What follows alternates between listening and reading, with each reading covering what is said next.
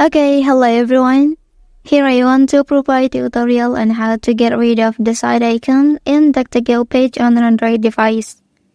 Well, knowing how to remove a side icon from DuckDuckGo homepage can help you declutter your browsing experience and personalize your homepage to your preferences.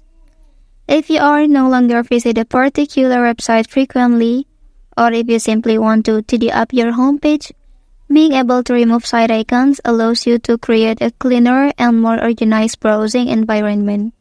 So let's go to the tutorial. Okay, firstly, open DuckDuckGo browser app on your device. Okay, so now to see the way to remove side icon, you have to open any website first. Okay, after that, click this icon. And then you can turn this toggle off. Okay, so now the side icon is successfully turned off. Well, that's the tutorial on how to get rid of the side icon on this application on an Android device. If you are helped by this video, don't forget to like and subscribe to get other information from this channel. Thank you.